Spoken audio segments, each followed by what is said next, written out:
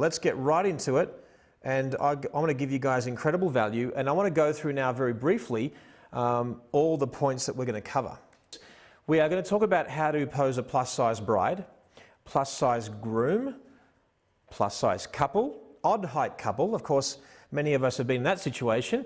Maybe minimizing large ears, a large nose or crooked nose, small eyes, odd-shaped eyes, large forehead. Welcome to my club. I have the biggest, I call it a big-ass forehead. So I have a big-ass forehead. We'll learn how to photograph me, and also perhaps creating fuller lips, among other things. As we go through it, please don't be afraid to ask questions. All right, are you ready for it? We're going to talk about this. Hide weaknesses and amplify strengths.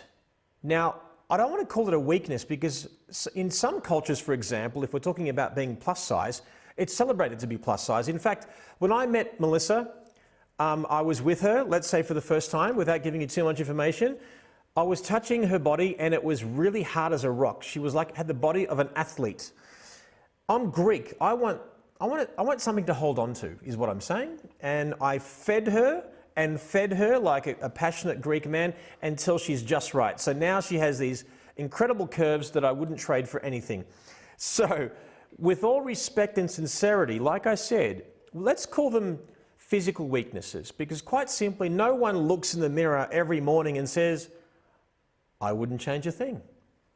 Every one of us looks in the mirror and perhaps we wish something was a little bit different. So what we're going to do now is work out how to amplify those strengths and hide those weaknesses. So here's a golden rule that I want you to follow. If you want to minimize something in a photograph, I want you to hide it. If you can't hide it, crop it. If you can't crop it, then just don't shoot. That's as simple as that. We need to minimize things. And guys, when I talk about rules, I really talk about common denominators. After 25 years of photographing professionally, after 18 years of teaching, no one can say to you, this is an absolute, this is a fix for the rest of your life in every situation. It's not going to happen. What we need to do is look at these as common denominators. Most of the time, I believe this will work in this situation. Let's get right into it and let's start talking about the good old forehead. Okay? Now, for me, first of all, I have a very, very large head. If you look at me, if you see me in person, you think, holy crap. Now, Melissa, now quickly, if, Joe, go to a close-up of me. Go to the close-up camera. So look at how big my head is. And now go to Melissa. Right, look how narrow her face and beautifully elegant her face is. So at our wedding, for example, even though that I ended up photographing quite a bit of us in the mirror and photographed Melissa on her own, I posed myself in a lot of shots. Now, what does that mean? Let's say if Melissa's over here and she's got a very small, narrow face and head, and here's Jerry right over here, if I put it really close to me, the problem is then you're going to see how big my head is and wide my head is and how big my forehead is. So what I deliberately did is I literally stood back a lot of the time and I turned my face in. That does two things. It minimizes part of my head. Also, her face creates a shadow on my face as well, and then I bring the proportion back in together. Otherwise, you're thinking, well, either like my head's just expanded in the heat, or maybe Melissa's face and head is just sort of like contracted a little bit. But just so you know, this is the reality of photographing normal people. Now, as far as I'm concerned, because I've got, again, a big-ass forehead, you do not want to photograph me from up above. If you put the camera up higher, it's going to emphasize my forehead, and that'll be a problem. Even people with a normal shape, size head and face, I often see photographers shoot up very, very high. And if you don't bring the chin up to be parallel to the camera, but you just bring a normal face down, then the forehead's going to be the closest thing to the camera, which is going to make it appear larger. So either with a normal face, you just bring it up and you go parallel, or a larger face and head like mine. But if you bring it down, you better be careful not to include too much of the forehead. And if you include the entire hairline, you're going to see this big hairline, big ass forehead, and then you're going to see small features. That's going to be a problem. And let me show you also the way we crop, how it can make a difference. Now, stunning girl, beautiful face. On the top left-hand side, that's just a normal crop front on. Here we crop into the hairline, so it's no problem. When you crop the hairline out, even though that most women never get bald in their lifetime, she looks bald. And it looks like her head goes on forever. Here, I believe, this is a whole other seminar, of course, but when you crop into the head, allow a bit of breathing space above the brow, but that's where you stop. If you include too much on the left-hand side, as we see there, then that's an issue. So my big advice, just to reiterate, don't shoot too high, and if you do, then stretch that face up and go parallel to the camera, and again, crop into the hairline a little bit, otherwise you're going to make the head look huge, and it's going to be a problem. So what I'm going to do, guys, of course, I could cover this in grave detail. Many of these parts can be covered in grave detail. I think I'm going to spend the most of my time today on plus size, because I find that's probably our biggest challenge. And then certainly we're going to cover different things as well. But just be careful of that. Now, eyes. There's a few problems that we have with eyes. Okay, sometimes our eyes appear small, sometimes they appear large, and sometimes one is actually bigger than the other, and we have to learn how to do that. So let's look at these three shots. On the left-hand side, there's a normal passive look. She's not giving me any kind of expression. This is, by the way, these shots were made purely for teaching purposes. They weren't made to be award-winning or anything like that. So the left-hand side, you'll see how she's looking passively into the camera. The middle image, I call it a hint of a squint. It's a little hint of a squint. I know Peter Hurley popularized the idea of squinching. I thought that would be really sexy, but because he came up with it, I've been saying hint of a squint all my life, and here he comes just giving me this really, really awesome saying, and I've totally missed the boat on that. But anyway, hint of a squint, what that does, it allows a bit of mystique and intrigue in the eyes, and it just softens them a little bit. And I find that that's a really good way of doing it. So whenever you're dealing with a couple or a bride or a subject, you might say, just give me a little hint of a squint, a little bit of tension, right, under the eyelids, and it adds mystique, and you can hardly look bored when you're doing that. Now, if you want to make eyes appear larger, there's two things you can do. This, which is going to look really, really ridiculous, or three things. One is that, well, four things. One is that, two is liquefy them bigger, or drop the chin and you'll find a bit more white. Now, I didn't go too far in this case, but if you drop the chin and keep looking in the camera, what happens is the whites envelop the pupil, the color, and then your eyes appear larger. Now, you've got to be careful, because when girls do this, baby, let's cut to Melissa for a second. So just be passive into the camera, okay, passive into the camera. Now, give me a little bit of a hint of a squint. There we go. So now she's looking sexier. Let's go passive again. Okay, now drop your chin, lean your chin forward and down, and eyes. Do you see how the whites of her eyes are enveloping her pupil? That's making her eyes appear larger. Now, be careful, because when a guy does it, Joe, go on me on the closer up camera. See, I'm passive right now, and then I get, let's say I do the tension in my eyelids. There's a little bit of mystique, right? It's sort of like, it's a bit cool. It's a cool way of doing it. Now, when I drop my chin, when guys do it, they don't appear sexy like Melissa. You just look like a serial killer. I'm not changing my expression, am I? I'm passive. So, if you want guys' eyes to appear larger, go down enough that you don't look like a serial killer, but then you could raise the camera. See, if you raise the camera and then I look up like this, then whites envelop the eyes, and then the eyes can appear larger as well. Yes, you can go wide-eyed, but that can look a little bit creepy. So, if ever you're photographing someone, let's say with those, you know, those big eyes, someone like, what's that actress in La La Land? What's her name? She won the Oscar a year or so ago. Who is it? You know what I'm talking about. The girl from La La Land. Her eyes just appear quite large, just hint of a squint. Another thing, if ever you're photographing in the sun, let's say, for example, the sun is right there, and you can get a killer shot if the bride turned her face like this, and she's doing this, you can't look in there, or you've got to reflect it, it's really bright. Why even worry about this when you can do everything afterwards in Photoshop? Well, here's the thing. Yes, you can do some of these things in Photoshop and other things that we're talking about, but what happens to all the proofs? What happens to the proofs straight at a camera that you're putting on an online gallery or you're selling with? They don't look as great. And that's the thing, is that we want to maximize what we can do in camera, and certainly when we sell the images, we can actually add a bit of polish afterwards. But we shouldn't just rely on Photoshop for things that we can do in camera. All right, let's look at this one. Odd shape eyes. Have you ever photographed someone with one eye larger than the other? Now, here's the thing. Sometimes we totally ignore those anomalies. So what I normally do is, when I'm getting to know the bride on the day itself, I'm also going to look at her properly and basically say, well, let me look at your face, let me look at your nose, let me look at your eyes and ears. I'm not going to make it obvious with what I'm doing, but I'm going to very specifically look at those anomalies and then know which way I'm going to photograph. So for example, if I'm looking at someone, so Matt, if I'm looking at you, for example, let me have a look at your face. Okay, so your eyes are very even, not a problem. Your nose turns a little bit this way. It's probably because you sleep on this side. Do you sleep on the left side? There you go. So can you imagine, right? So someone like, you're 40, 45 years of age or whatever you are, and you're sleeping on this side, then you're bound to just do this. But let's talk about eyes. So let's look at this girl. She's a stunning woman, stunning girl, but what do you notice in the middle image?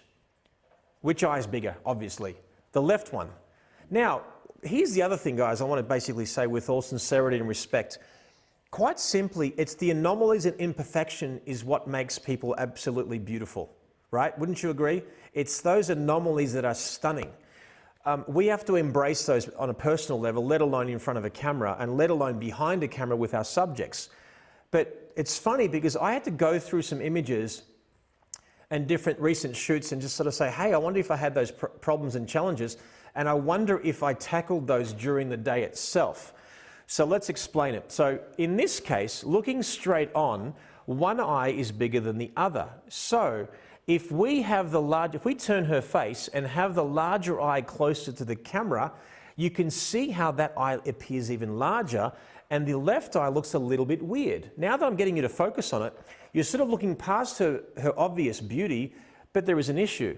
Do you see how in this image, she's turning her face a little bit to the right and we're balancing up that perspective? So my advice to you is, if you have one eye bigger than the other, again, let's just go through it. If this eye is bigger, yes, you can some people can actually tighten up the underlids there, not a problem on one eye, but it can be almost like a wink, so it's a bit careful. So all I'm saying is if this eye was bigger than this one, then you really want to turn the face and do this.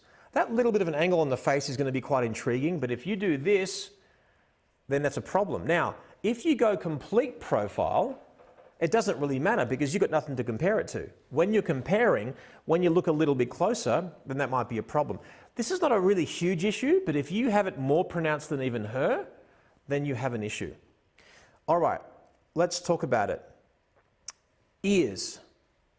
What do we do with ears?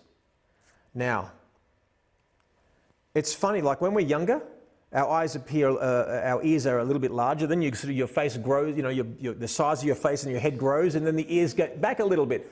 But some of us have pronounced ears, that's just the way it is. So what do we do?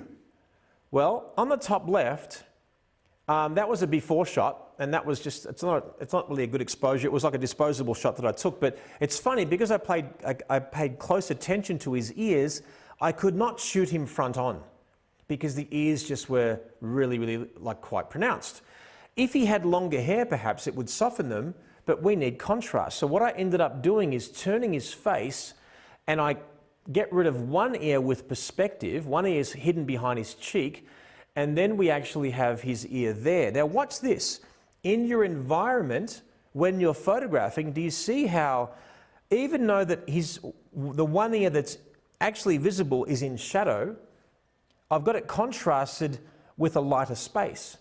All I simply did was change my angle so that it disappears into that darkness. So you see how this shot and this shot, completely different effect. Makes sense? Now, here's the thing, right? You're probably watching at home and thinking, man, I have to worry about lighting, posing, exposure, composition, cropping, and pay attention to these details. Well, yeah. Absolutely. It's really got to be something that we're dealing with. So just be careful of those things. Now, let me show you another way. So again, now this guy hasn't got, pronounced ears, not a problem. But here's something that can look a little bit weird. You can crop on a bit of an angle and have a little bit of his ear visible, and it looks weird. I'm saying even if someone does not have pronounced ears, what I believe you should do is either, again, if they're not pronounced ears, that's totally fine, do that. But the minute you turn the face left or right, get rid of the ear. Otherwise, it looks like a problem. And you can see how the angle makes a difference. Do you see how that's an awkward angle on him? It's a little bit awkward. I've got rid of the ear, but I'm a little bit higher. Here I'm a little bit lower and turned his face to the right. I get rid of one ear, and then that's not a problem. Make sense? All right, so practice is the absolute key. Melissa, do you have any questions or thoughts? I love those tips on eyes and ears. Like, that is awesome. If you have a smaller eye, turn it closer to the camera, and how to minimize ears. It's really good. Awesome, thank you so much. All right, so let's talk about a nose. Let's talk about the nose. Okay, there's quite a few things that we have to deal with here when it comes to a nose, because if someone has a more pronounced nose or a crooked nose, they're usually very, very conscious of it, wouldn't you agree? So we actually have to pay attention to that. So here's the thing. I often say that you actually have to photograph with the empathy of a saint with the technique of a master.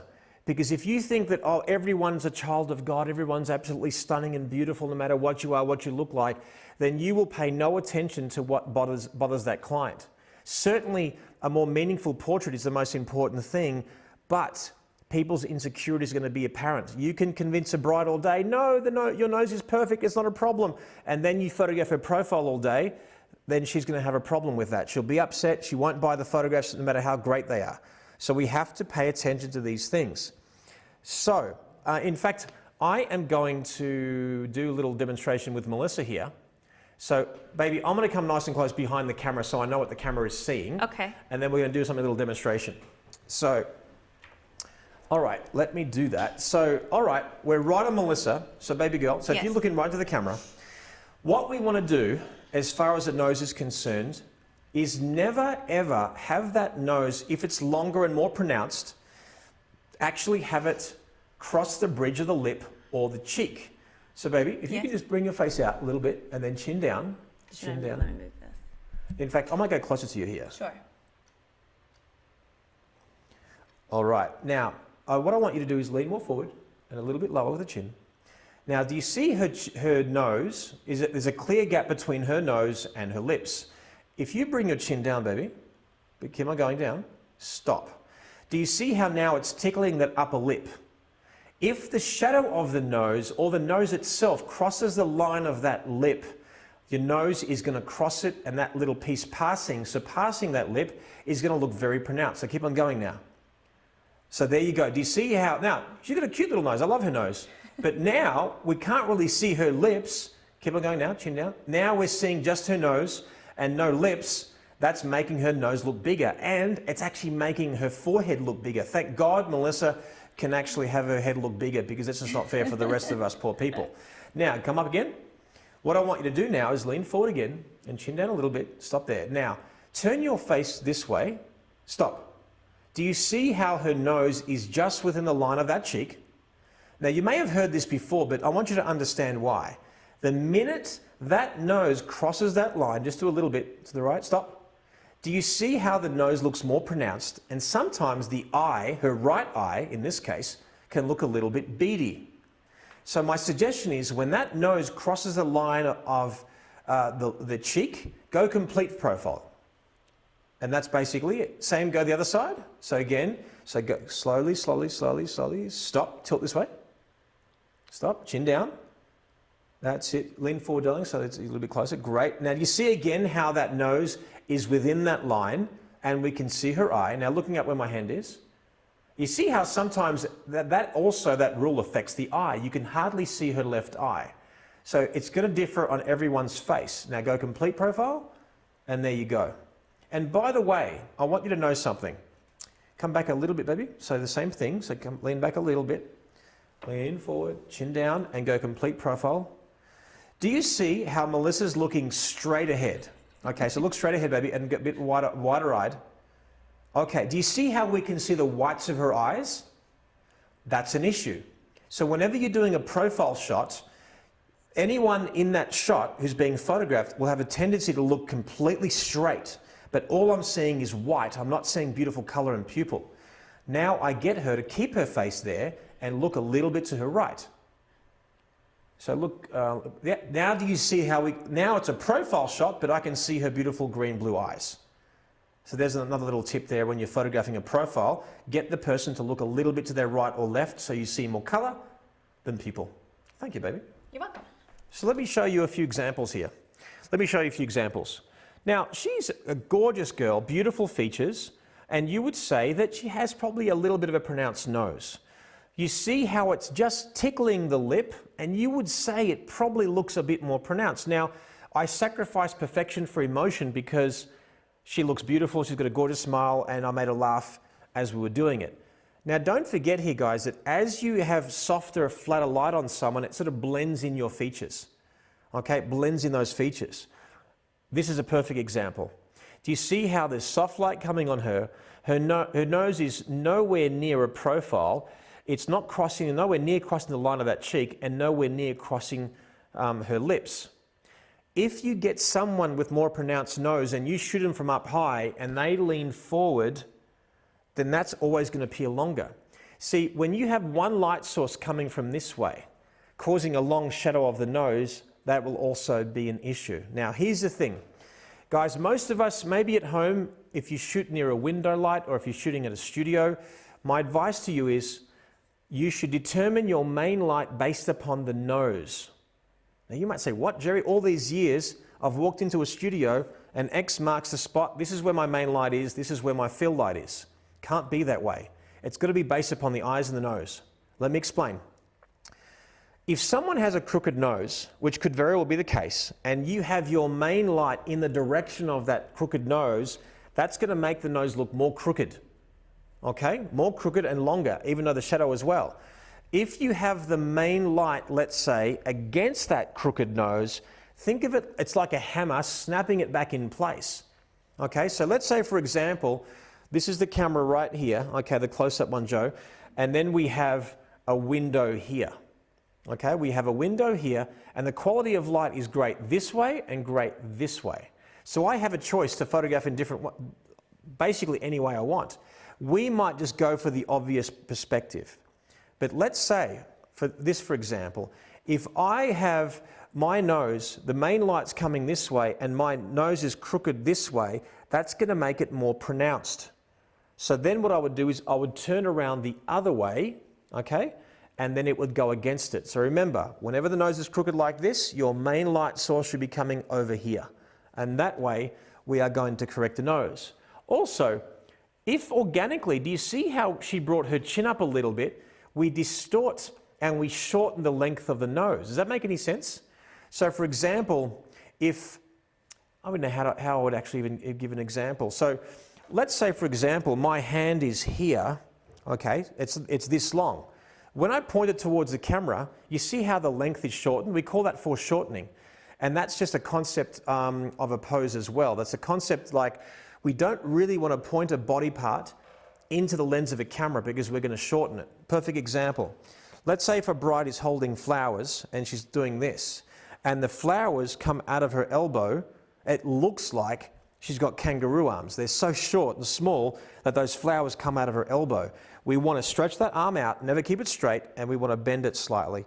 Now, certainly the foundations of posing, there are so many common denominators, as I call them, but we'll cover that in a different episode. Today's more about corrective posing, but you see how less pronounced her nose looks when her chin is basically up. This next shot of her, I was very, very excited about it. If you look at it, it actually reminds you of something. Hopefully it reminds you of something. Now, anyone at home, if you're watching this and you haven't seen me talk about this image or teach about this image before, I want you to tell me, what painting does that remind you of? What painting does that remind you of? Now, here's the other thing, guys, is that when you are posing someone, you need to actually have a tone of voice that evokes the energy that you're trying to convey. So, for example, if I want to make someone look and feel beautiful, technically I might be doing things that are corrective posing, for example, but I might soften my voice and ask you to lean forward and tilt your face and turn your face that way and close your eyes on the count of 3, open. What I'm getting at is, sometimes what I'm saying is actually just a very mechanical instruction, but the way I'm saying it evokes the energy. Sometimes what I'm saying, it actually evokes the emotion and the energy, but sometimes it's just the way I'm saying it. So certainly that's going to be a whole different episode in terms of evoking emotion. Those of you who've seen me before, you've actually heard from me before, you know that that's a big thing that I like to do. So posing without expression means absolutely nothing. People ask me, how did I think of this image? She was wearing this shawl and it looked quite old, like vintage. And I basically said to the bride, I go, does that mean anything? Is there anything special to you? What is the meaning behind this? She goes, it was actually my grandmother's. And as soon as she said grandmother, I thought of my own grandmother, who I loved dearly. She was my favorite woman in the world. And then Melissa has taken over the mantle. She was such a beautiful woman. And if you think of a Greek widow, grandmother, she's always got that little black thing and looking really cute and all wearing all black. And that reminded me of maybe that will be a cute little pose to make it look a little bit more unique and theatrical. And then she just reminded me of Mona Lisa. So I even posed her hands, somewhat paying homage to the painting. And I love the fact that we've got the beautiful, beautiful warmth in the eyes. And you might even ask me, Jerry, well, how do we get the smize? How do we actually get warmth in the eyes? Now you can say, give me warmth in the eyes. Sometimes I do that. Usually I'll make someone laugh. I'll make someone laugh and wait till the end. And that's when I get that beautiful expression. So you might make someone laugh, click, before they go passive. Make sense? Also, have you ever photographed someone with a very gummy laugh? With all due respect, like you've got big teeth, big gums, and they laugh like this, right? I photographed a bride, and every time she laughed, she did this. She covered her mouth the whole time. I'm like, it's a shame that she doesn't actually appreciate her beautiful smile. And even though at the same time, I could say, what's wrong with you? You're beautiful. Don't worry about it. You're gorgeous.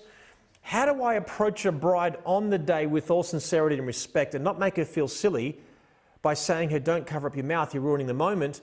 At the same time, I don't want to bring attention to the fact that she's doing that. So I thought, okay, well, how do I do it? And I said, we're having an absolute great time. It's such a joy to see you laugh and carry on. I notice that when you laugh, you cover up your mouth. Please don't do that.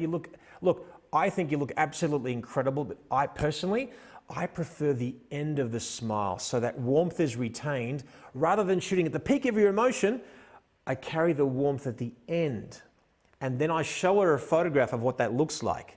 So I'm not photographing at the peak of the smile and the gummy laugh and smile. It's that end. And then that way I get that beautiful warmth. And I said, I prefer. I don't say you will look better by doing it this way. It's a very, very important skill. Certainly empathy and tact and sincerity and respect is something that's hard to teach, but you've got to just do your best to understand that you are not photographing a client who gives you money. You're photographing a human being, a bride, a girl, a woman who's actually getting married. She's someone's soulmate, someone's best friend, someone's daughter, someone's granddaughter, and so on. So treat everyone that you photograph with respect. And speaking of respect, someone I respect most of all is Melissa. Aww. Talk to me, girlfriend. So this is a little bit off topic, but since it's up on the screen anyways, I just wanted to just deviate because what you said is so beautiful, and that definitely helped to capture that soul in that image. I appreciate that. I'd like to tell you that this is like a full light setup, but this was just what God gave us through a window. So just beautiful window light coming through, and turning her face into the light source is a very, very important thing. Just to remind you guys that when you photograph a girl front on, you're photographing her at her widest. I'm not saying she's wide, certainly, but if you photograph a girl at her widest, my encouragement to you is have the light come from the side, because the side lighting will give you that texture, depth, dimension, and form where the angle is not.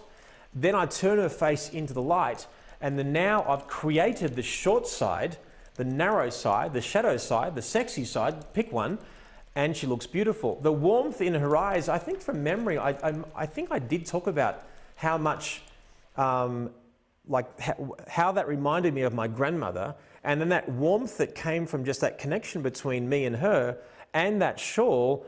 I wanted this for her, so she can look back at it, and she has this perfect memory and this beautiful image, just paying homage and respect to her grandmother, and I and her grandmother are forever connected with that moment.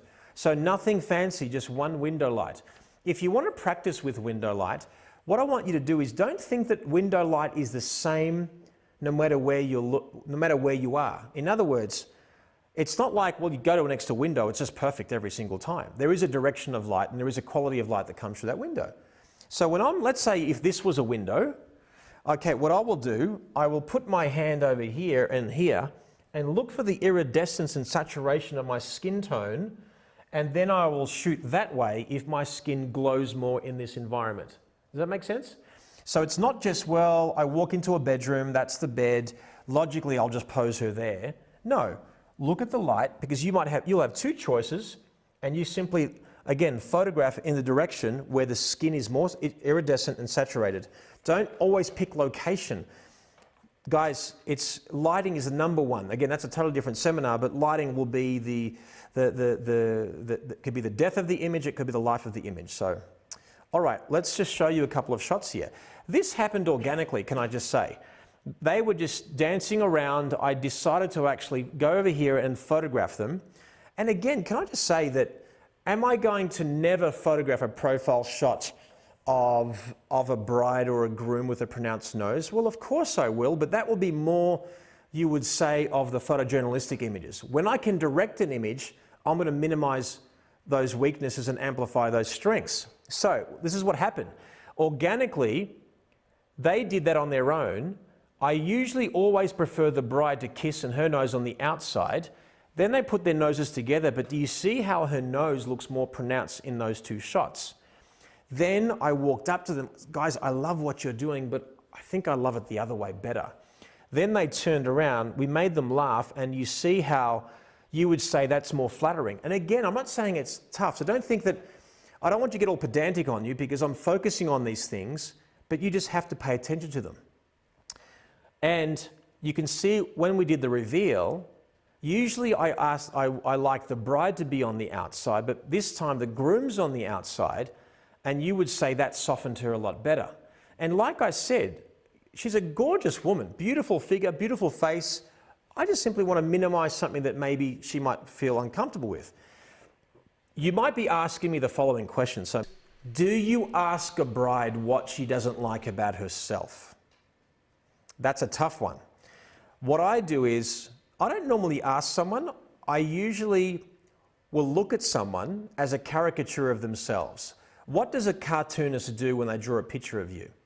So if a cartoonist drew a picture of me, what are my features on my face and what would they do? They emphasize everything. I've got a big ass forehead, so they're going to friggin' make my head go on forever. Make sense? So what I do is they pick up on any kind of little thing and totally exaggerate it. So I picture myself as a caricature, a cartoonist, and I look at someone, and whatever a cartoonist would exaggerate, I would hide and soften with the way I'm dealing with things as well. All right, let's move on. Lens compression. So, depending on the lens that you choose, of course, you are going to make their features look a little bit different. I personally favor the longer focal length.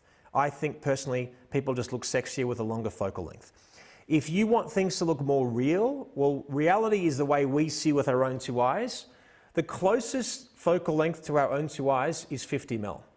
50 mil is the closest thing that we see. Of course, we see practically 180 degrees almost, okay? Let me show you now all the different compressions and see what happens. Okay, there's blessings and curses here. I deliberately use, again, a beautiful face, beautiful girl here.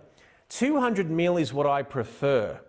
As we go down 170, 135, 105, do you see how pretty much once you get to 70 mil and beyond, we start looking a little bit different? What do you notice?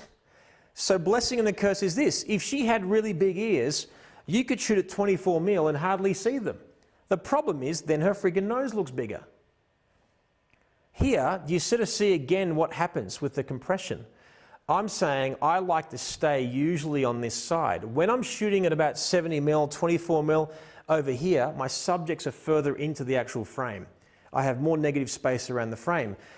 If you put any kind of body part on the corner of a 24mm or 28mm lens, it's going to be distorted. So if I had to choose a bride or a groom to be in the corner of a frame, it'd be the guy. He's wearing a black suit usually, not really an issue. If it's a bride, you put her leg or a foot on the corner of a wide angle lens frame, her foot, compare it to the size of her head and it will be bigger. So you must make sure when you're shooting at 24 or even 14mm, like I've got a 14 to 24, I usually put my subjects in the middle. I don't normally like center composition shots, but I'll normally go a little bit wider, bring them in the middle and do it that way. So I can't tell you which one you should do. I'll just tell you that I like to stay up here, but you can see it all looks, fantastic. I believe 50mm is where it obviously starts to look a little bit different. But you can see, even though that she has those little, the side hair sort of covering up her ears, you can sort of see how we can hardly see that on this side. Now here's the other thing though. Lens perspective and compression can communicate a message. How are most comedians photographed? Think about it. If you've seen a promotional photograph of a comedian, how do you normally see them? You see this big head, it's wide angle like this, and the body goes into nothing like a little stick figure. That is a form of ridicule. So for a comedian, that might be the right way of photographing them. Does that make sense? Now, here's the other thing. Soon we'll talk about plus size, and many of us might photograph, let's say, with a higher camera angle and shoot down low, but many of us will be photographed at a longer focal length. I find that when you photograph a plus size bride at a wider focal length, guess what happens? Her head stays a certain size and the body disappears. So let's say if you had a plus size girl, most plus size girl or guy, couple, whatever, their face will only remain a certain size, but the body will grow more than the face. So if you have a wider angle lens on a plus size bride or groom, the body starts to shrink a little bit and come more in proportion with the face. So most people don't know that tip, and I strongly encourage to use that tip. Don't go to 24, you want to hover around this sort of area here. If there's something really, really obvious about someone, let's say they could be in a wheelchair, they could be pregnant, like there might be a married couple, a couple getting married, but the girl's obviously 8 months pregnant, and she might not want to show that she's pregnant, or you're missing a limb or something like that. My suggestion is you should address it with all sincerity. For example, those of you who don't know, I'm missing a third of my left index finger. I don't really care. I think it's, I totally ignore it. I did it when I was 4 years of age, and it doesn't worry me. But something like missing a hand, you might ask with all sincerity and respect, would you like me to show or to minimize showing your left hand or the right side of your body or whatever? I would tend to just use I would probably tend to just go through that motion a little bit, and I'll probably find out the answer without even asking that question. If you feel like you're at that point, like, I don't really know whether she cares about it or not, I find with talking to someone, if they're always minimizing their hand and always putting it further away, then you know they're conscious about it. If they're talking to you, and let's say that she was missing a hand like this and she was leaning forward, whatever, I would say that wouldn't be a problem. So I think I'd pick up on those little telltale signs and insecurities, and if I still didn't know, I might ask that question with all sincerity and respect. And quite simply, you can easily pose someone with the bride, the arm around the groom, the flowers being in a certain way, cutting the shadow and things like that. And we'll show those examples later on today. Not so severe perhaps, but we'll show that in a particular way. I think that there's many photographers that perhaps lack a bit of confidence. They get to a wedding day and then they literally have no time, the weather is bad, they don't really have time to create. Or they've just started in photography. A great way of actually getting the pressure off a little bit, getting to know the couple, is to take the couple out and go have some fun and play. And then you'll work out those issues. If you don't work them out with a conversation, don't work them out when you're photographing, the bride will look at those photographs before the wedding and then she'll bring attention to the fact that she does not like this about herself. Then great, you can minimize it. And certainly, obviously we'll talk about some other reasons why that's very important with a conversation with you, of course, later on today, about how important is it to develop that relationship, whether it's through conversation in person, whether it's via Skype if you have to, because you can't physically get to see them, And at the absolute best case scenario is actually do an engagement session beforehand and get to know them and their, you know, their issues. Quite simply, we want to be in the habit of exceeding expectations. To do that, we need to know what they are first. And that might be the best way of doing that. All right, tall, short. Have you ever photographed a really tall guy and a shorter girl or vice versa? What do you do? Well, I'm going to show you probably a couple of golden denominators, common denominators or rules as we call them. Let's show you some examples here. You can see how he's practically a foot taller than the bride here, okay? And then you can see then what we've actually done to minimize it. So here's the thing. If you do have a groom that's really, really tall, more often than not, a bride's going to certainly wear heels. But I would make sure she's wearing heels. Because some girls will say, I just want to be comfortable, I'm wearing flats. You might say, bring your flats, but the heels are really important for those traditional shots that we want to bring in proportion and things like that. Yes, you can bring obvious things like a step ladder and so on, but we're going to show you freestyle, I guess, on actually how to actually make those heights look a little bit better. Quite simply, if you're dealing with a really, really tall guy and a really short girl, that's just who they are. At the same time, I believe it's more aesthetically pleasing if you get them a little bit closer to the same height, so there's a bit more of a connection physically. So, right now, they're standing flat-footed right there. Now, what I've done is I get him to stand about a foot behind the bride. Literally a foot, maybe even a foot and a half behind the bride. So we stand there, although you can't see my feet in this situation, we lean forward and then I tilt my face. So now what I'm doing is, not only am I parting my feet, never say spread your legs to a guy or a girl, it's the worst thing you can say. You lean forward with the front foot and then you lean forward and tilt the face, which will drop more inches. Now here's the thing, the only way that you will hide that awkwardness of the groom is when one leg crosses over the other. If I shot him from an angle, that's what he's doing. That's exactly what he's doing, but I'm shooting that angle over there. So again, although, yes, they're not exactly the same height, I don't think they should be, quite simply, but it's much more minimized than that, wouldn't you agree? It's more for communication. Reality is, hey, he's a lot taller. But in terms of communication, that's a lot more intimate than that. That's why I'm for many reasons, I'm getting sick and tired of those shots where the bride and the groom are looking expressionless into the camera, let alone the height difference is a problem, but that says nothing to me. Even though that's a traditional photograph, just the pure architecture of what they're doing looks emotional, let alone if we got an expression out of them. Let's keep on going. If we are over here, you see how in this situation, he's standing flat-footed, but now if I get him to lean forward and tilt his face, we minimize that problem. And again, let's do it again. We're standing quite straight, he leans forward, and we do this. You can never see a gap between the guy's legs. That's because then you will not be hiding the fact that he's leaning forward on the front foot, and his feet are about a foot or perhaps more wider than what's going on. Now guys, I want to tell you, I had probably the most extreme example that I think I've ever heard of. I photographed a 7'2" groom, 7 feet 2, marrying a 5'2" bride. I looked at them, I'm like, I'm 6'2", I'm a tall guy. I felt so vulnerable. I told him, I'm like, oh my God, you could just crush me with a little punch. But let me show you how I dealt with it, because there's only so much you can do with that height difference, 2 feet difference. So in this case, now I'm showing you the behind the scenes, but his right foot was way, way, way behind, and at least it's not ridiculous. In a moment, I'm going to show you some shots during the ceremony of how severe that height difference was. It was quite ridiculous. But you know what? Odd height couples fall in love as well. You're not going to say, well, you're 2 foot taller. No.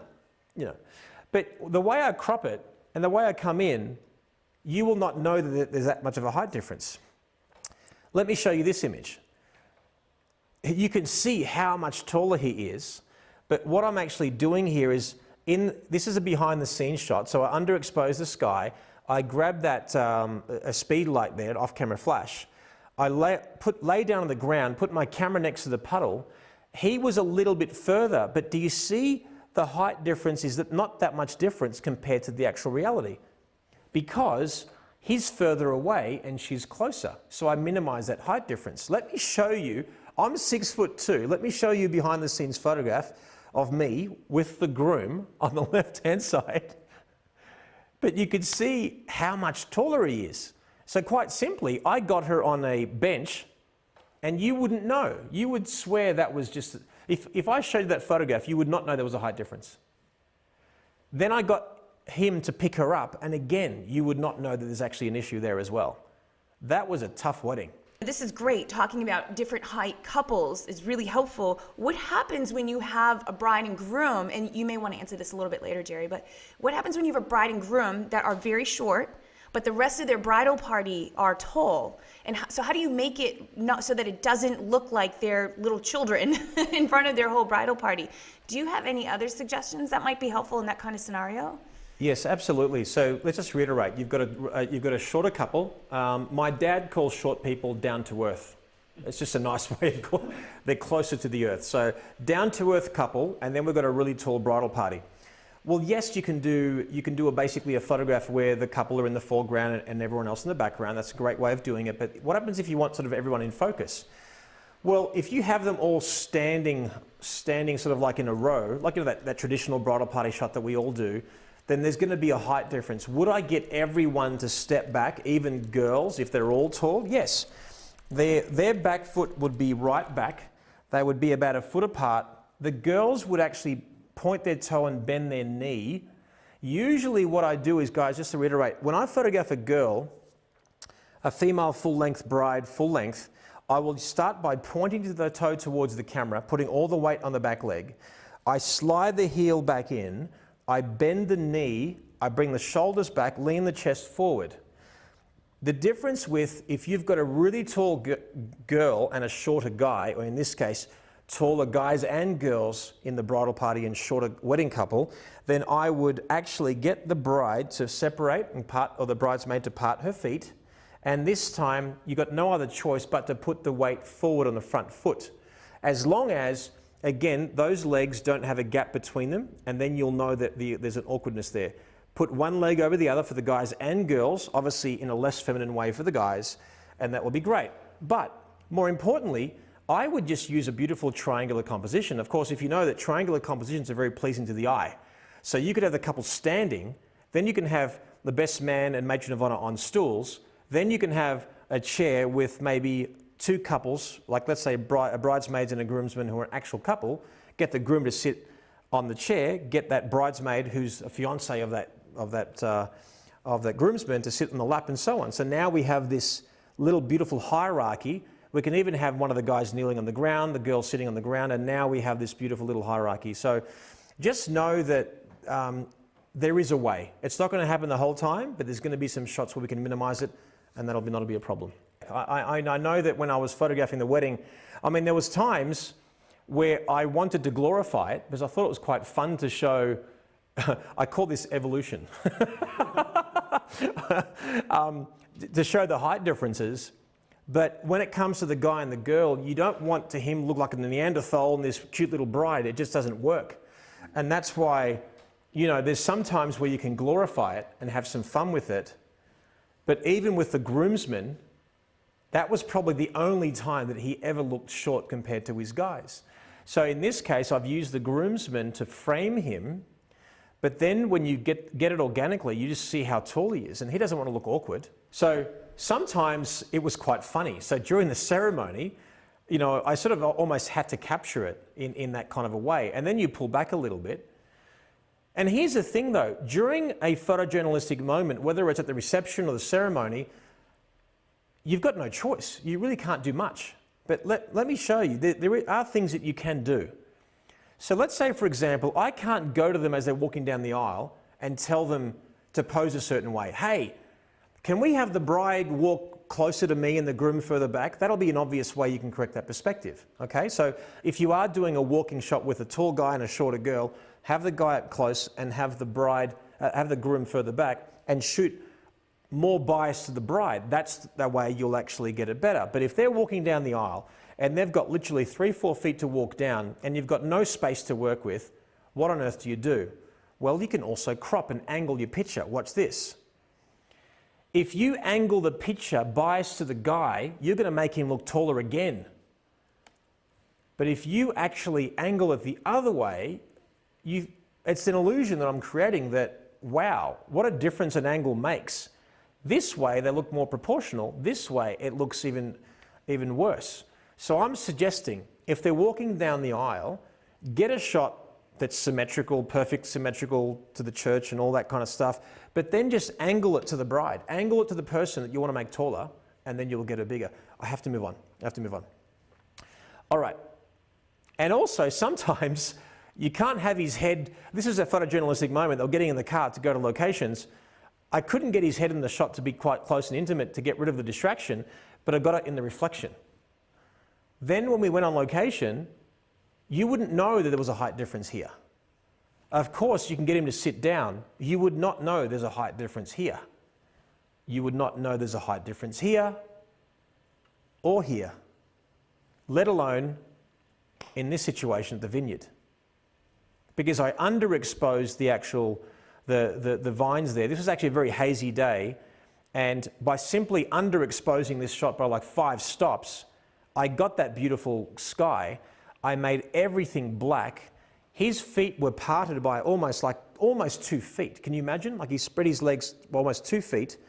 And then I took the shot, but the silhouette hid the fact that he was awkwardly standing, and you would swear that was, again, not a height difference. And again, even in this case, it's not a problem. You just don't know.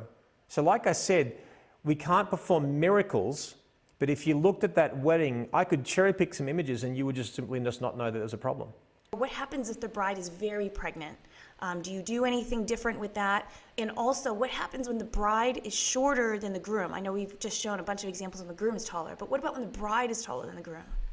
So let's talk about the pregnant bride. That is when I would obviously ask, would you like me to hide the fact that the bride is pregnant, like that you're pregnant, or would you like me to just photograph organically? Because some couples would love to show that off. Well, probably the best advice I can give is when I'm talking about plus size brides, it'll be practically the same advice that I would give if she was pregnant if you want to minimize it. What are the obvious things? The obvious things are bring the veil over the shoulders and over the body. Bring the flowers over. You can use cropping. You can use shade. There's all these things you can do, which I'll be showing you very shortly on how to minimize someone who is pregnant who does not want to look like it. Okay? Obviously, if I do profile shots, if I do silhouettes, I'm going to crop a little bit differently so I don't get the silhouette of the body. Here's the thing. If we had 2 bodies close together and 2 faces close together, and I was photographing a silhouette, the bride's belly could actually overlap the guy, and you underexpose enough, it'll just blend into black. There are so many ways you can do it. It's quite logical when you think about it. It's just a matter of working it out. If the bride is taller than the groom, you asked that, baby, is that right? Yeah. If the bride is taller than the groom, he's probably very rich. No. It's probably true, but anyway, let's stricken that from the record. It's the exact same thing, and let me reiterate it. I talked about the bridesmaids being taller than the bride and the groom, and how would you make a girl look shorter than she actually is to be more in harmony with the groom. So let's just reiterate this.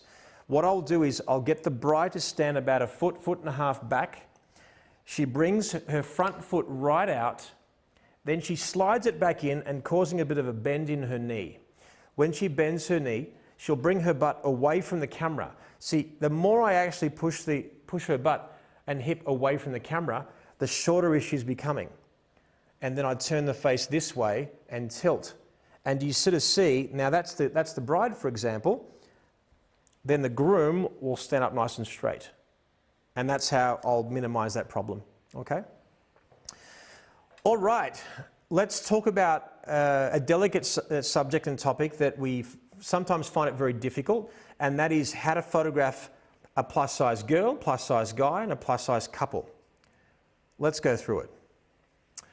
So, and again, I wish there was a better word for plus size, and I know that, you know, some people say curvy and some people say plus and heavy or whatever, and I'm trying to find the most sensitive words to use, and I deeply apologize if it's not sensitive enough, but I think it's in a common vernacular. Curvy, I don't think explains it. I know I know plenty of girls who are very thin, who have a shapely bust and a butt and things like that. So really, curvy is not the best answer. And then some plus size girls, for that matter, they may not have curves. They may be a little bit boxy. So she's a beautiful girl, gorgeous features, gorgeous face. She's a little bit fuller in the body. Well, how do we minimize it? Well, quite simply, there are many ways. If she has longer hair, I'll usually place the hair over her shoulders. If she has a veil, I'll bring the veil over her. But quite simply, we can make our girls shine absolutely beautifully bright with simply cropping, softening, whether it's with shade, whether it's with veil, whether it's with our lens choice. But it's amazing what we can actually do. Now, in this case, for example, I'm actually hiding one arm with veil, and then one arm you can actually hardly even see. Even this one, for example, you can't see her left arm. I brought all the bulk of the actual veil, brought it over her right arm. I bring the flowers up as well to soften her. I mean, she's a busty bride as well, and that's not a problem, but sometimes I might just want to keep her attention on her face, soften her body, and that's basically it. So again, if we turn the body away from the light, turn the face back in this case, her left arm's being hidden and softened by shadow and veil. The right arm that would have been visible now has the flowers over it. This is a beautiful girl that I photographed several years ago, and you would ask, what's her strength? Well, obviously her eyes and her smile. She's absolutely exquisite. And quite simply, depending on the way we photograph her, we can bring out the best in her.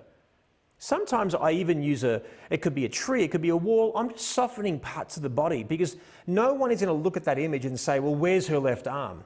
It's effortless. It's in a way that I'm sensitive to it, but I'm also going to amplify her strengths.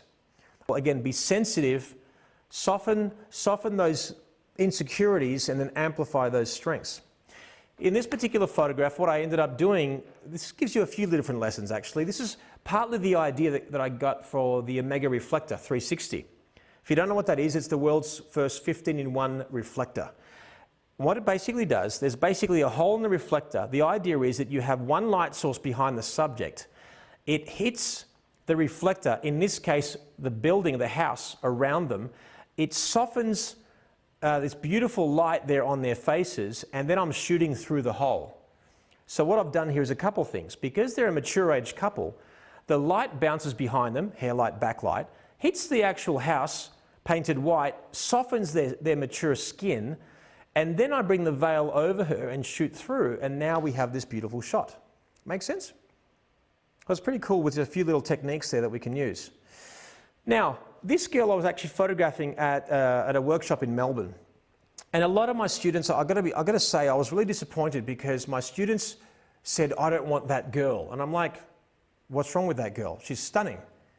And they were trying to allude to the fact that maybe she's a little bit heavier set, and how will we deal with that? Well, I said, well, that is the exact reason why you should be photographing this girl, because that's what we're going to photograph this weekend, more than a mannequin model type thing. So I took a shot without posing her at all.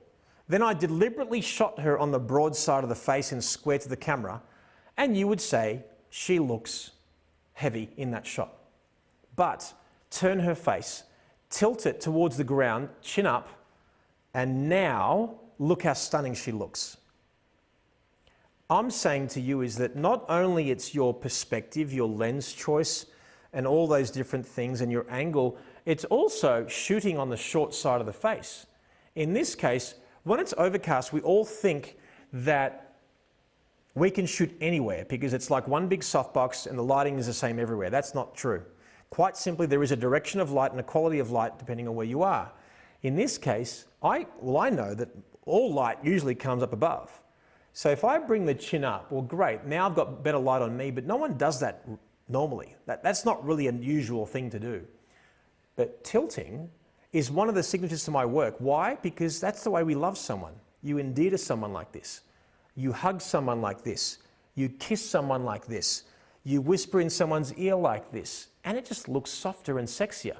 Because in an overcast environment, she's tilting her face down and chin upwards, the shadow of her face, well, is being caused by being parallel to the ground. The ground's cutting away light.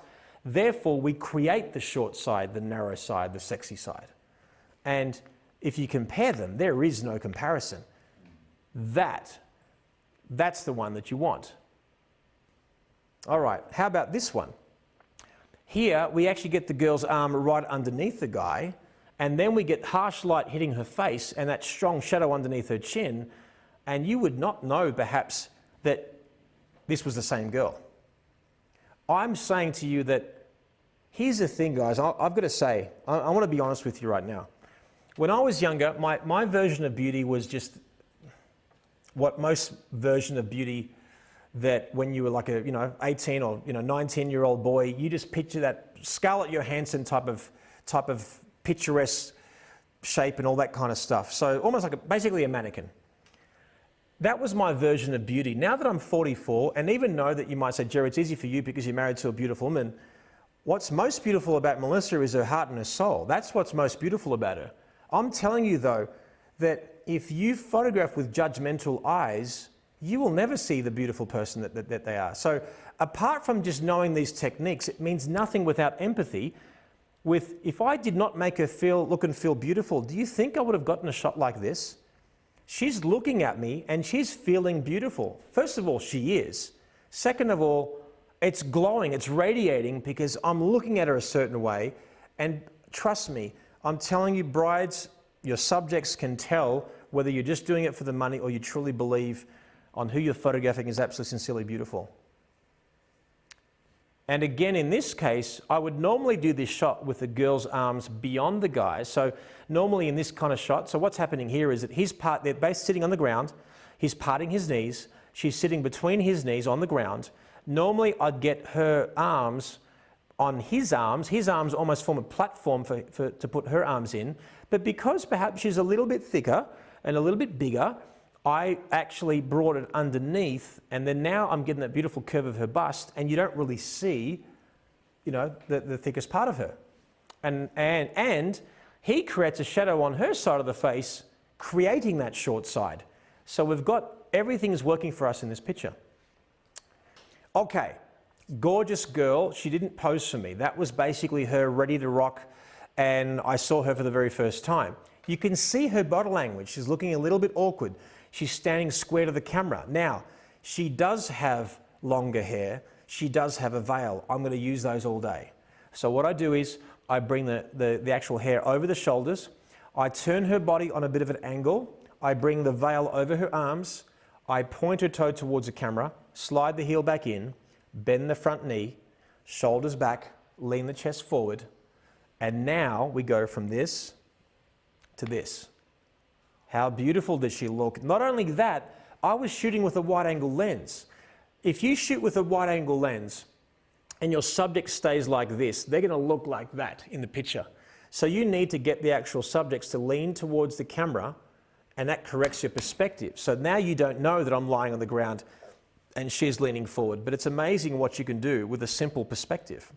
Speaking of perspective, I told you earlier today that if you shoot with a wider angle lens from up high, that the body disappears. This is photographed at 40 mil, 35 mil from memory.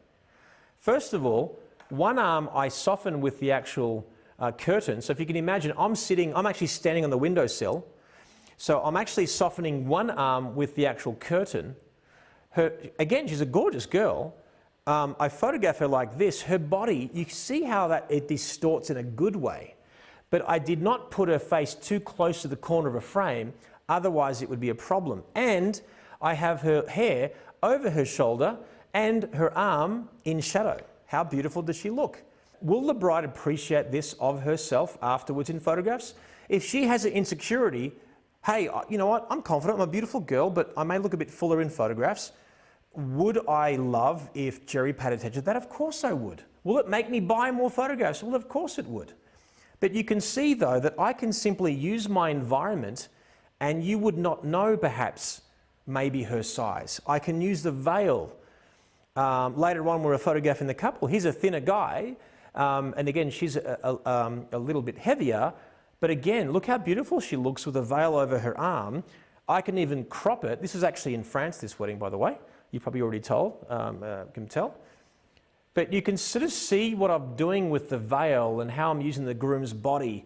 Even how the perspective, I'm deliberately foreshortening her arm here, where you can't see one arm because of the way he's escorting her down the stairs. And then the other arm has actually got the veil over. So it works really well. This is in Paris as well. And if you do have to photograph a full-length figure and you don't have much control over what they're doing, if it's further away, it's not so obvious. So it works a lot better. Whereas normally you might get a shot like this with the bride's hands over the chest, or like this, then underneath the arm with the veil over, not a problem. And again, if you go further away, I'm still actually pointing her toe, bending her knee, shifting her weight back, bringing the veil over her arm, her beautiful hair is on her shoulders. You wouldn't think that she was plus size. Or even in this shot. Or even in this one. She got sick of wearing her shoes. She goes, oh, screw it, I want to take them off. Again, in this case, considered usually a mistake, I've foreshortened her arms. I don't want to see the arm. It's going to maybe detract your attention. Her other arm, you can hardly see. It's in shadow. And she's further back. We bring it in proportion. That's what we've got to do, guys. Like I said, you've got to shoot with the empathy of a saint, with the technique of a master. You actually put those two together, I'm telling you, that your shots will be better, you'll be more confident, it'll breed more confidence, it'll breed better work. People will book you for the very reason that you can do these things. I'm telling you now, guys, I would much rather photograph, say, a bride who's not confident than photograph an overly sensitive, it's all about me, narcissistic bride who's looking at her iPhone taking selfies all day. Quite simply, I can give an extra gift to someone. I'll give it, as in the pretty people, right, have got photographs of themselves. Plenty of photographs of themselves that they like. Someone perhaps is not that confident, right, or is plus size, or maybe have a feature that's a bit obscure and they think, I wish you would soften it. Now they can actually look incredible and you're giving them an extra gift. And I'm telling you, take emotion aside, you will sell more to that kind of bride. All right. I want to show you a before shot. Certainly this was not included in the bride's proofs, but we had a little bit of an issue, right? Gorgeous girl, you'll see in a minute. She's got beautiful features, but I need to soften parts of her. Now, the sun was going down. This was at Pasadena Town Hall. And there was a sliver of light going to the town hall in shadow. I'm like, perfect. Let me use the veil to cover up, soften one side of the body, and let's use shade to cover the other. And you would swear that was a different woman. How beautiful does she look there? And that is the behind the scenes of me photographing her. Then I thought, while I'm there, let me add the groom's shadow. Why not? It's amazing what that, what that can do. Also, guys, my strong encouragement to you is this. If you're at home, let's say the bride says to you, because you just said to me, Jerry, you're using the hair and the veil to soften the bride. Great. What happens if she does not have longer hair and doesn't have a veil, or whether she just needs a little bolero jacket? How do you ask or say it to the bride in a sensitive way, but in a way that will help you on the day? You might say, hey, are you wearing a veil on the wedding day? She goes, oh no, it's just a bit done, it's cliche. I said, look, it may be cliche, but it's actually cliche for a reason. It's beautiful. There's lots of things you can do with the veil. One, it can keep you warm if you're cold. Two, it can just add a bit of softness to your picture. It can frame you in different ways. It can blow in the breeze. It'll be beautiful. What do you think? Never mention that I'm going to hide and soften your arm or your body or anything like that. I'm actually selling her what I can do for her. Also, hey, have you considered wearing a cute little bolero jacket? That'll add a little bit of finesse to what you're wearing. It can change the look dramatically in one little pinch. And it's cute. And also, if you're cold, you can wear it. And guess what? This bride, listen to me. She wore a bolero jacket. It actually made it a lot easier for me to photograph her. Now, sometimes I took the bolero jacket off, and in a simple photograph with her daughter, this is actually her daughter, you see how I'm actually hiding one arm right around her. One arm I've got the veil over and I've cropped in, but she's stunning. Never confuse plus size, dare I say it, with being ugly. They are two totally separate things. Quite simply, It's a separate issue. We might have challenging things to photograph with a nose or a crooked nose or odd-shaped eyes or rough skin, but never confuse it. Now, don't forget too, there are some cultures that celebrate plus size. So you also got to understand that if there's some cultures that celebrate plus size and you don't show that juicy booty, so to speak, then that's on you. In fact, right now in our culture, probably because of the Kardashians, it's popularized the fact that big butts are in, big boobs are in and all that kind of stuff. So don't forget that it's a lot more celebrated than it used to be. What if the bride is maybe plus size but very happy with her figure? Would you still try to minimize it and try to do some of these posing tips like you've mentioned here? So I guess it perfectly follows on with what I just said, but I would do a bit of both. I would amplify the shape and the curves, but if it just looked unflattering, period, then I would soften. I would do a blend of both. I wouldn't be as pedantic as what I'm showing you now. So it'll be a combination of both, but I would celebrate the curves, celebrate the bust, celebrate the hips, and all those kinds of things.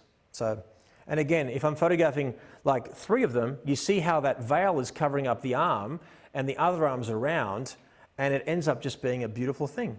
Even when we're photographing the whole family in the way, do you see how, I think it was son or nephew or something, but basically in the way, and again, you can hardly see her. Beautiful light falling on them. If anyone's asking right now, this was just one window light, a huge window on the right-hand side. Now, I know a few of you have actually watched me and seen me teach before. You probably know this following story, but it's funny for those who haven't. This bride, I know that if someone's insecure about something and I can see it and feel it and it's obvious, then that first photograph that I click of that particular bride or groom, anyone for that matter, has to be amazing, and I'll show it to them. That way it builds confidence and it builds trust, and then they're going to just let you do whatever you want for the rest of the day. So there I was. I photographed one shot of this bride. You could tell that she was a bit anxious about being plus size and what do? I show her the photograph.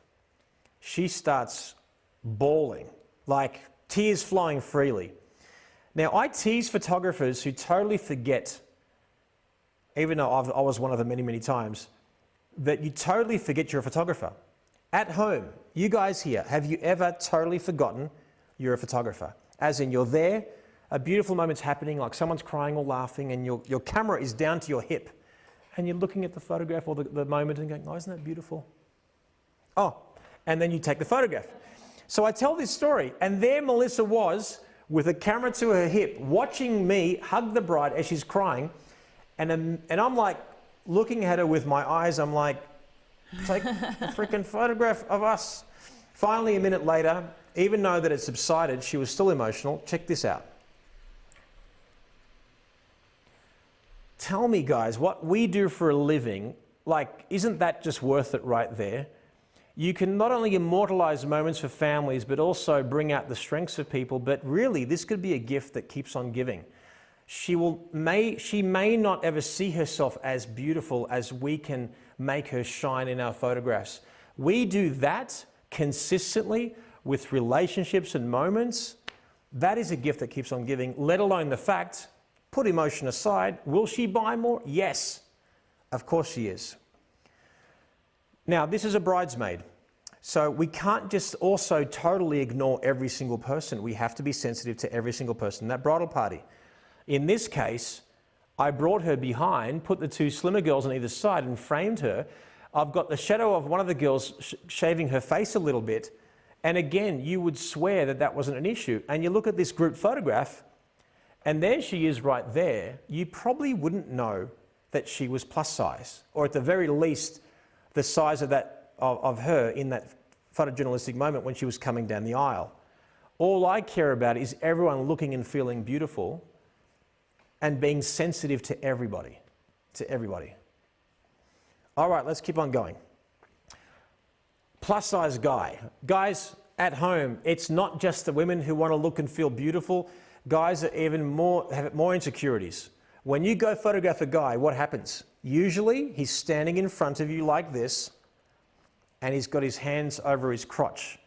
Basically, when a man is uncomfortable, he will hide the most sensitive part of his body. We have to know, probably men are more insecure than women when it comes to looks. Men, it's a funny beast. I find that it's just one of those things. Now, I photographed this guy, handsome guy, but this was just him turning and laughing, and he turned his face. But watch what I do and how I can soften him and chisel his features. So remember this, you can open up the blinds and it's all soft. But then when you close them, it's going to be sharper and contrastier, and the shadows will be deeper. Look how sharp he looks in this picture. Look how sharp he looks. He looks incredible. Then I change my angle. He doesn't move 1 inch. And then I take a complementary photograph, my profile. Now again, how sharp does he look? Don't forget, this is the same guy. But even if it was in more light, that's still better. Now, I'm looking at this picture, I'm like, Jerry, you did not do what you preached before. I'm going to tell you, I made a mistake. What mistake did I make here? Chat roll, baby. Let's see if someone who answers it. I made him look slimmer by the way I posed him, but what problem did I create? The fact is, his eye is bigger than the other, and I put it closer to the camera. I totally screwed up. I can't believe I did it, and let alone I'm exposing my problems live right now. I should have. And maybe, to be honest, I may have seen it, but maybe I sacrificed his eye because the light was not good on the other side. I don't know. Quite simply, I could have done that exact same shot. Let's say him turn around the other side of the window and turned his face in and had the smaller eye to the camera. I say to you that I would much rather better light and this eye being bigger than worse light and bringing the eyes in proportion. It's only because I'm actually really close to this eye that I actually saw it. So. What else did I do? Remember those shots of the bride, of his bride, now that you know they're actually married, of his bride in those little slivers of light? I needed a shot of him to go with a shot of the bride. But how chiseled does he look? Look how much better his eyes look, damn it. I'm upset with myself, but it's all good. Okay, what about this guy? Okay, so this guy was an attendee at one of my workshops where I was photographing live. And I wanted to photograph him. Now, he's a big guy. There's no two ways of saying it. But what can I do? What I did was he was leaning forward about this much. He brought his chin out as much as possible and turned his face.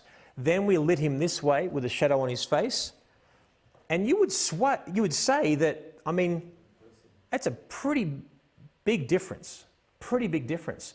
So it reminds me to tell you guys, you are not going to make everyone look picture perfect and everyone look like Brad Pitt. It's not going to happen, but we need to bring out the best in who we're photographing. Now, what happens if you have a bigger guy and a smaller girl? Because we've seen the opposite, a bigger girl and a smaller guy. Well, there's really only a couple of choices. If you have this big burly guy and the girl looking all petite and draping on him, it's not going to look good. So, really, we have two choices. One, we hide him a little bit behind the bride to get her in front so it's more proportional. Because look at it, geographically or architecturally, she occupies the same as him. Make sense? So I can hide him, or both, crop him, hide and crop. You see how she's closer to the camera, he's further back, I bring them more in line with proportion. I've turned his body on an angle and got her body flat. I give her more geography, so to speak, and him less, like this. I crop him. I crop him. I crop and hide. And I love pretty flowers, and that's why they're in the foreground. There is always a reason behind everything. Guys, we can't ignore this. This is reality. I'll be honest with you, 9 out of 10 brides and grooms were having these challenges. Probably more, to be honest. And that's what I'm saying is that's just what we've got to do. Now, minimizing arms. Okay, because you might have, let's say, a bride who is got no other issue except for her arms are a little bit heavier set. Now, if you're watching at home, and if you're a girl, I want you to put on the chat roll and just say yes if you hate the size of your arms being a bit larger. If your arms look large in a photograph, say yes, and trust me, you will hate that photograph, no matter how pretty and smile you look, all that kind of stuff. I'll say yes. Yep. You will not like it if your arms look wider. Now, I can do my pointing the toe, bending the knee, shifting the weight back, and arm off the body, and even know that her arm off her body and there's a gap between her, and in shadow, her arm looks a little bit thicker. Quite simply, you never want to bring an arm of a bride, whether she's skinny, whether she's a little bit heavier, you never want to bring an arm right up against the body or squishing it up against the groom. But quite simply, I can hide it. You wouldn't even know that her arm's being hidden purposefully. Now, this is a problem that most of us do, is we squish the arm against the body and it looks a little bit thicker. But ultimately, the bride will only ever see something like this. Or I might get her to be covered like this. And here's the thing, most of us will do the same shots week in, week out. I'll always do a shot of the back of the bride on this angle. I'm not going to do a shot like this of this bride on this angle and give it to her. It will just be cropped a bit differently. It's pretty obvious, but sometimes we develop a muscle memory and we actually don't look at any other way. How beautiful does our bride look here? You would not know that she had plus size arms, nor am I deliberately sort of softening or hiding them very deliberately. Or this one. Or this one. Or this one. How beautiful does she look here? One arm is cropped, one arm is being thrown up by the perspective of her body. And even this, you can see how I've used the idea of hiding her arms or softening her arms for an idea of the pose. Maybe she's cold, maybe she's got her arms right up in the jacket, and that creates a bit of communication, let alone it softens her arms as well. Even this shot, the fact is that you can't see her arms. What about a very, very quick snapshot of a family picture? She bring her arms on either side. Usually I would get the bride, one of the shoulders in, and then bring the bride's arm around. In this case, bring arms around and you can't tell. You can't tell here. Even the kiss of the ceremony, you can't tell. The signing of the register, you can't tell. Yes, am I going to include her full body? Yes. Usually it's going to be full length. And that way, no one will know what's going on, I'm telling you. This bride, she did not tell me anything about her arms. Quite simply, if I was her, would I be conscious about my arms? Yes, respectfully. And would I love to soften them? Yes. She didn't tell me anything. She didn't expect anything. When she saw the photographs, you could tell, oh my God, oh my God, oh my God. Wow, they're all amazing. She didn't expect it, so we can over-deliver very easily. All right, guys, what about if both of them are plus size? Both of them. Well, we can use similar techniques, but I'm going to show you how we can work with it. Quite simply, if it's a choice between the king or the queen, I would choose the queen.